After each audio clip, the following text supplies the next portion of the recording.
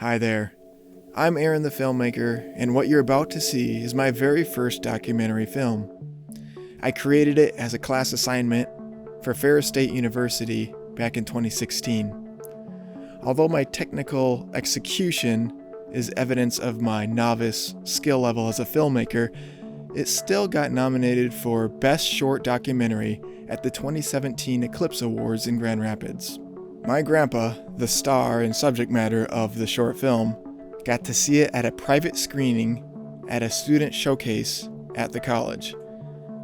After the film, he said something like, "Wow, I didn't realize I had done all that."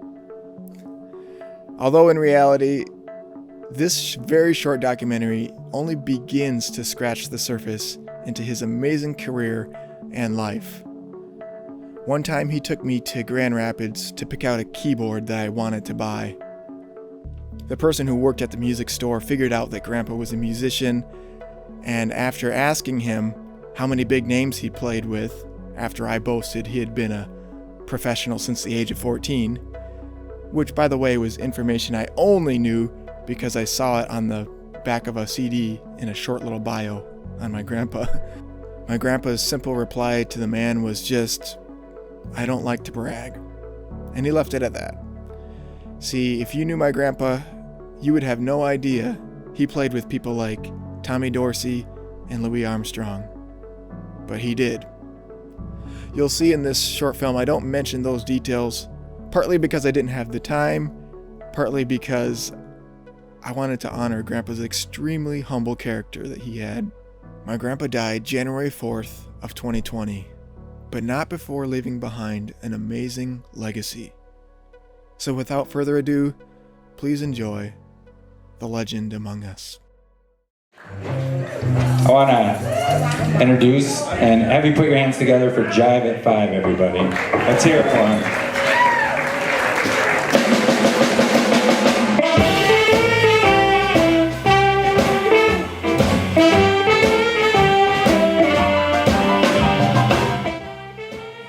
My name is Gene Harris. Actually, it's Arthur Eugene, but I couldn't stand Arthur, and Eugene became Gene. I began playing my horn in the last half of the 7th grade, and right now I'm 87, so you get out your calculator and work it out. I don't know how long it's been.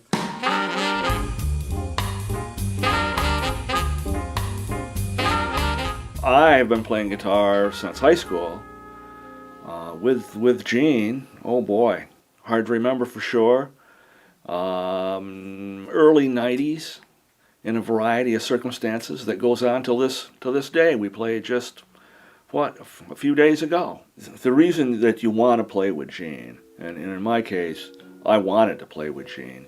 That reason is because he's so good, and therein is the music lesson. To rub shoulders and carry on with that, take direction from that, to keep up with that. That's the reason that I started playing with Gene, and I know it's the same for others as well. My name is Tom Ball, and I play in the band Jive at 5, and we are based in the central and southwestern Michigan area. We've been playing music as a band for almost 25 years, and my first recollection of playing with Gene Harris was at a traditional arts weekend for the Wheatland Music Organization, probably back, I would have to say, in the early 2000s.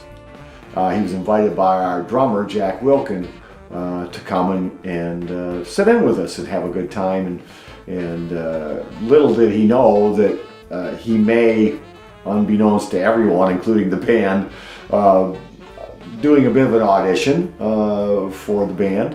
But he brought him and his wife Ethel came over, and he brought a saxophone with him. And like I say, we were doing a workshop, and a dance workshop.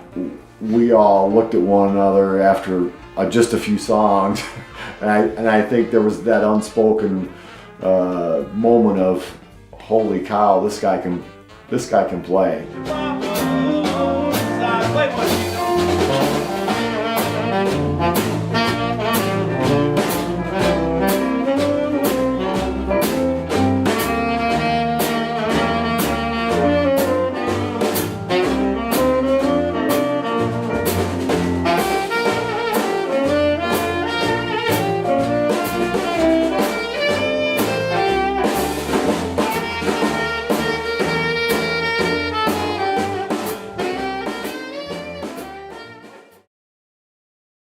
My Army time, I was drafted for 2 years.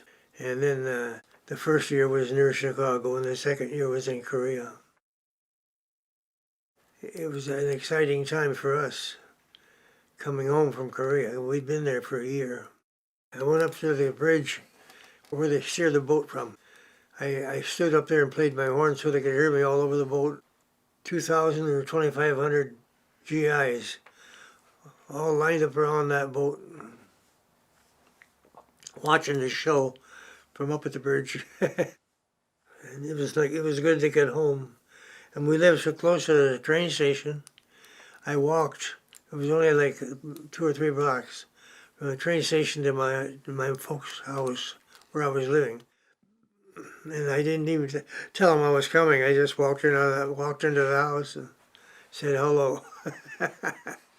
We went to see the bridge on the streets of Mackinac, and we took a boat to Mackinac Island, walked around the island, and we went to the Grand Hotel, which is the big hotel on the island, very popular. And I got a job playing there. I played there for several months, and we had a room at the hotel to sleep in. And then, of course, I went downtown and did quite a little playing downtown on the island.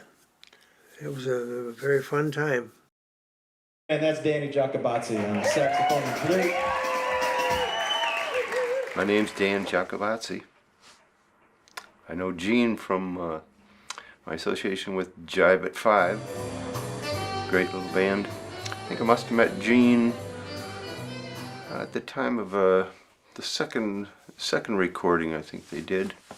We all have tremendous respect for Gene's era that he came from, era of jazz.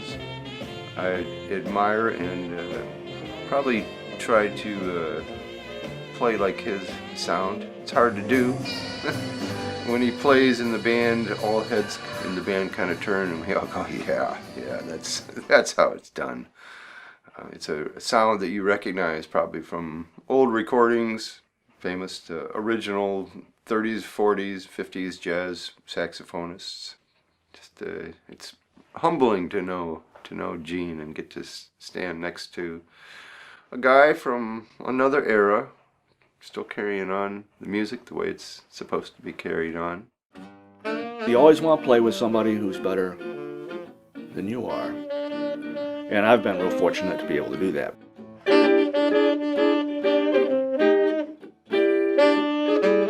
Playing with old Gene is among the best things I've ever done.